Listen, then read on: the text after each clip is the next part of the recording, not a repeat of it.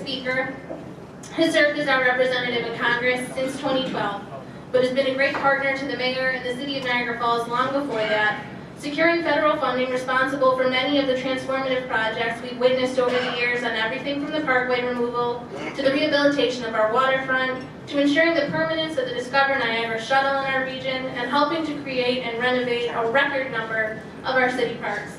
We are fortunate to have a friend and advocate like him in DC. Please join me in welcoming our Congressman Brian Higgins.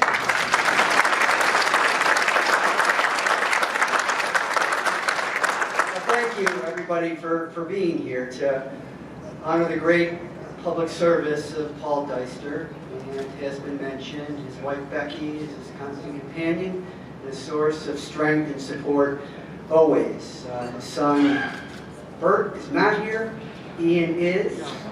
Other way around. Just testing you, Becky, just testing you. His dad, a prominent physician in this city for decades, and his mom was a nurse, and that probably formed the basis from which Paul decided at some point he was going to public service. But before he did, he was an academic, an intellectual, a humble guy, pursuing international relations at Johns Hopkins University and also Catholic University, where he headed a program in international relations for the Pentagon. And then he comes back to the city of Niagara Falls, a city that was in desperate need of friendship and leadership.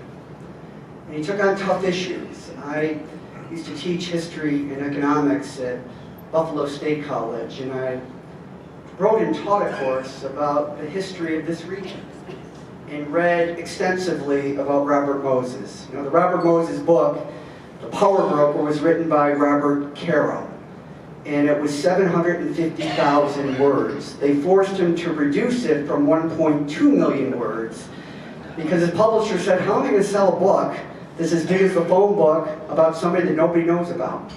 But his work needs to be told. But what Caro did in The Power Broker, he wrote the last sentence of the book first. In the last sentence of The Power Broker, he said, he quoted Robert Moses saying, why weren't they grateful? Why weren't they grateful? For those that you don't know, Robert Moses served under 6 governors in New York, 5 mayors, and he had more power and influence than anybody else. Never elected to anything. In fact, he ran for governor and lost. But he established all these authorities. At one time, he headed 12 different authorities. And the legislation he wrote himself to give to the legislature, to give him the power to do so much in this state. Some would say bad things. So here's what they didn't realize. The first 30 pages of the legislation to create each one of these authorities talked about how these authorities would cease to exist once the bonds were paid off. Nobody ever read the 5 pages after the first 30, which said you also have the right to refinance bonds, to perpetuate your existence. So Robert Moses decided to build, it was never a parkway. It was never a parkway. It was an 18.4-mile elevated section of highway. In a final act of indignation, he named it after himself. And we saw the letter, which Paul shared with us from Mimi Simonson, which was dated 1959. She lived along the route where the Robert Moses Parkway was built. And Robert Moses, at the time, was the chairman of that authority. It says you should have taken her first offer. Now get out of there as quickly as you can. And what he did, in all his arrogance, was basically blocked a city from arguably the greatest waterfront in the world. Arguably the greatest waterfront in the world. For decades. That's why this city could not realize its full potential as a great waterfront city and a great community in all of Western New York. Not because of the people are good, they're solid. But we all need to open up our great resources to our waterfronts because private sector investment follows. until Paul Dyster was elected mayor. Until Paul Dyster was elected mayor. And I remember before I took over Niagara Falls, and not took it over, but I became the representative for Niagara Falls, and early in my tenure, we were able to get a massive settlement for Buffalo's waterfront. It's changed, the face of Buffalo has changed, the feel of Buffalo, and I just regret that I didn't represent Niagara Falls at the time. Because every $300 million that Buffalo got, Niagara Falls deserved that, and probably more. Because they were more affected by all of those problems. But it's because of Paul Dyster's leadership to this community, always challenging the limits of what is possible, that got done. You want to know why? Because Paul Dyster has a personal relationship with the governor of this state, who appoints the chairs and the members of the New York Power Authority.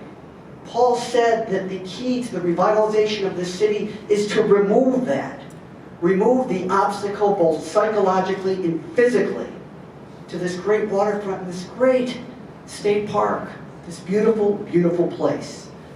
It takes vision, it takes perseverance, and it takes guts.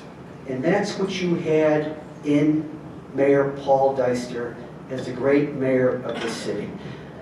On a personal note, Paul has been a friend to me, to everybody, Susie, who works with us, to all of the people that are associated with us. And the common conclusion about Paul is he always does the right thing, because he always tries to do the right thing. And that, in any elected official, you think it just comes with the furniture. It does not. These are rare people. These are rare people. This city has been very, very fortunate to have an individual of Paul Dyster's substance, of his character, of his decency, of his vision, representing this city for so long. Kathy Hochul said it before, and she's right. Kathy, we are so proud of Kathy Hochul. So proud of her. So proud of the work that she does, the relationship that she builds, and the progress that she helps promote in Albany, because we can't be there. But, you know, Paul is just a very, very unique individual. And so today we give thanks for many things. I thank you for the opportunity that you give me to represent this beautiful community in the United States Congress. We give thanks to Paul Dyster, and to Becky, and to Dr. Dyster, and all the relatives here, Ian and Bert, for the good work that they have done, and for the good work that they will continue to do, only for the people and the community that they love. And finally, we give thanks to a good and generous nation. A good and generous nation that makes this day and all of our days possible. Paul Dyster, I have for you, I won't read it. It's an extension of remarks about the remarkable highlights of Paul's career. A permanent copy will be stored in the Library of Congress in Washington, D.C., our nation's capital. So, Paul, thank you for your attention. Thank you for your leadership.